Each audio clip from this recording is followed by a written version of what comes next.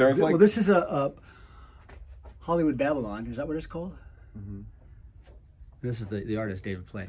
So there's like, you know, when I did these collages initially, like I never processed around ever having to explain it. So I was just like on a meditation with it and doing Kabbalah studies and relating to like things that I saw culturally, like and how they related to my studies. Yeah. And so like just in a nutshell, that was basically my approach, was like trying to take as much media that I was familiar with or that I resonated with its symbolic meaning and kind of like pulling it all together, a bunch of different artists together, unbeknownst to them that they're being incorporated in kind of a larger like composition.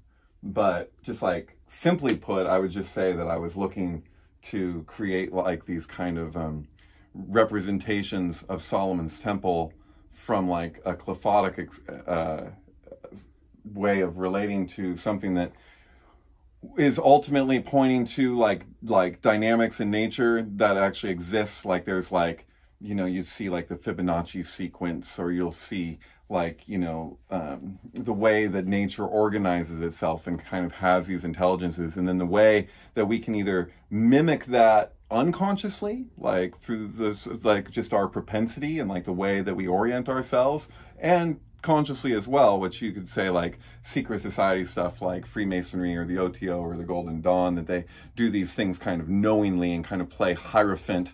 So like there's this notion that directors and writers and musicians and people that are kind of in the know, that they seek to, one could argue that some of them seek to initiate the masses in kind of a more subliminal way. And so because that's already happening in the first place, like I like kind of like intentionally set out to kind of replicate this kind of like, you know, kind of subversive version of the dynamics of the temple. So there's always, you know, the communication around the two pillars, Yakin and Boaz, which literally translates to established in strength. So it's the two pillars of the temple. And then that is very relatable to 9/11, and that the two towers at ground zero were, you know, one tower was slightly taller than the other. Actually, it was Scott Onstott who was able to demonstrate that like that specific ratio of one tower to the other was actually perfectly in line exactly with like the Masonic, traditional Masonic communication of one tower to the other. And so it relates that there's a spiral of existence, and these two pillars kind of are the equivalent of like, you know, the two sides of a helix, and then the third point in the middle is kind of transcendent. And so yeah, I wanted to kind of create a artistic you know, articulation around like, you know, us creating kind of like a contrived version of something that's very profound that exists in nature, but us kind of like mirroring that with almost like a funhouse mirror. It's like you can't replicate it exactly. That's the nature of a replication. Like when you make a copy of something, it's not going to be the same. And so I see a lot of like our organizations in the world is kind of like trying to approximate what we see existing biologically or physically, like, you know, but us not quite getting there because it's not the thing in itself. So I also relate that like, you know, we're very, you know, focused on AI and kind of like trying to build our predecessor, so to speak, or I should say our successor. So like putting like, you know, whatever it is that evolutionarily comes out of humanity is like beyond our conception ultimately, just like the dinosaurs didn't necessarily like conceive of us, you know? So it's like, you know, but at the same time, like it seems like kind of like this desire we have to kind of like build what will continue in our name. Like we know that we won't be here forever as such, like even just a particular lifetime, let alone like humanity as it exists now, because we're just a phase in this evolutionary process. So like we want to build something to continue. Meanwhile, whatever it is that we're actually giving birth to in a real natural sense, like is beyond our knowing. But at least if we build something, we can kind of know. So that's the big conundrum. That's like 2001: A Space Odyssey versus Rosemary's Baby. It's like both films are about childbirth. One is the Antichrist and one is the Christ child, obviously.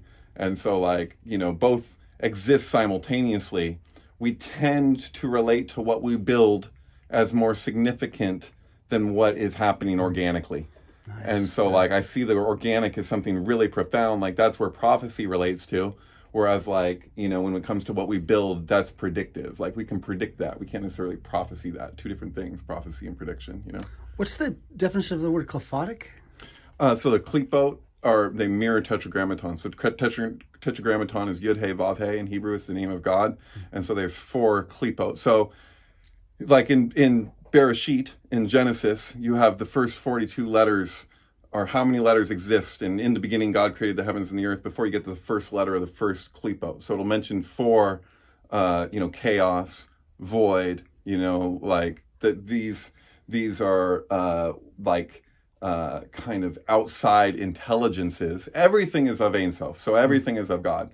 But at the same time, it's relative in a sense. So you have these kind of influencing forces. So it sounds like demonic or whatever. We got to keep in mind that King James kind of coined our ideas around what demonic means, because he wrote a book on demonology before they produced the canon that people relate to as the Bible as such. So like our conceptions around what demonology means is kind of removed from like the traditional explanations. So like we're talking about anything that's outside of the emanated flow.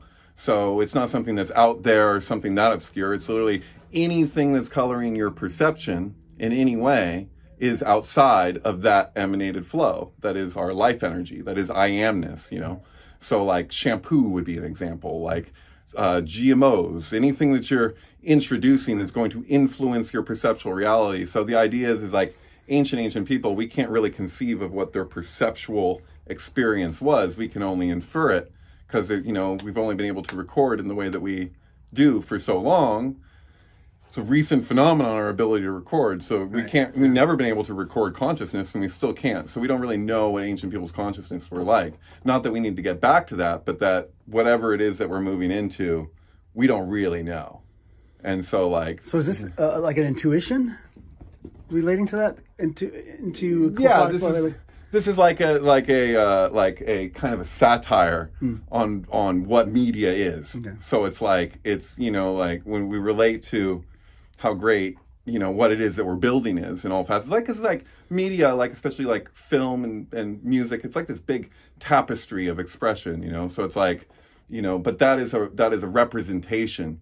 And it's not the thing in itself. Right. That's like Kubrick says, he's not making the film of the film. He's making a film of the photograph of the film. Sure. Yeah, totally. Or like George Lucas with PHX 1138 was like, I don't want to make a movie about the future. I want to make it like a movie from the future. Oh, yeah. But with Kubrick, absolutely. There's something totally meta about like the monolith in the first place being the screen turned the other way, you're looking at the screen, but it's here it is in a vertical way. Nice. And so you're like, and that's why it's apparently a space odyssey, because we're literally talking about space, Can you may stand up on the couch and just for a second, in terms of compositional placement, did you have any thoughts on any, or is it more just you went through a process of a bunch of image files and you place them as you found them, or is there intentional placement around? There's intentional placement with pretty much everything. Everything's measured against itself by eye. So even though it looks even, it's not completely even, and that's purposeful, because in the same way that you have the symmetry of your face, it's not exactly the same as one side as it is the other. And so that's the idea, is that things spiral into existence. And so they say in Kabbalah that Keter, the crown, has 2 right sides. So it's a paradox. So we relate to things through a dualistic lens where everything has its other side. Yet it's ultimately one twisting expression. So we're relating to this in a manifold way, when really what it is, there's not really 2 pillars. There's really only one pillar, and the whole thing is transcendent. But we project duality onto an existing polarity. So I just really want to go to town with duality. Yeah. So that's basically what this is kind of like a way of relating to our collective projection and how, that expresses itself. Cool. Thanks for taking time to do that. Again, David Plate and Hollywood Babylon.